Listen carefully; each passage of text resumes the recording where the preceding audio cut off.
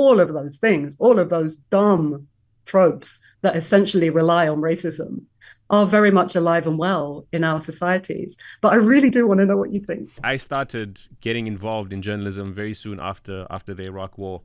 And during that period, what we saw was a lot of complexity, right? And the nature of the humanizing experience, in my view, is to show complexity, right? So you humanize people when you have interesting TV dramas about them and interesting novels about them.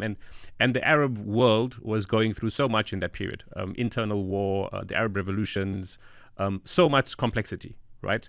And Yeah. I think we both cover these events. And so we saw a lot of complexity and we thought that meant we were being humanized. But I think the white gaze just saw a bunch of natives shouting and screaming and killing each other. And yes, they kind of cajoled the people they liked or the movements they thought were more civilized, but they never really fully understood or bothered to understand.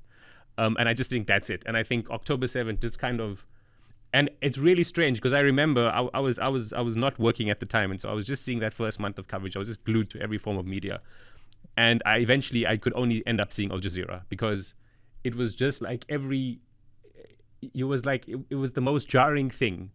And Palestinians talk about this a lot. They talk about how to them, I mean, most likely pre the genocide they're seeing right now, but the biggest pain they have is the unacknowledgement of what's been done to them.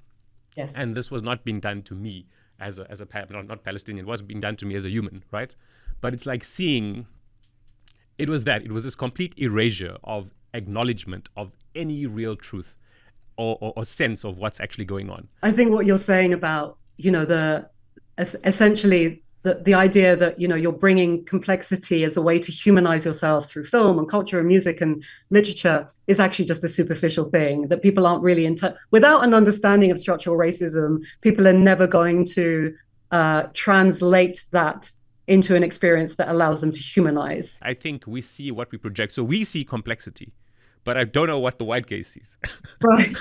Right. And I used to think they probably seeing complexity too, but I don't know. So even when you think you're being humanized, if there isn't real empathy yet, I don't know if you actually are being humanized. And then I think also a lot of it's just the October 7th Hamas atrocity, the extent that it was able to actually deal deadly damage to what is now seen as a white society was just a big affront and was just really visceral. You need to put the native down. This was absolutely unacceptable. We have to do whatever we can now to destroy them. I mean, it's very much like Hiroshima and Nagasaki, I guess. The war's already won. Let's just show them who's boss. Let's go bomb a non-white participant in the war that's quite powerful.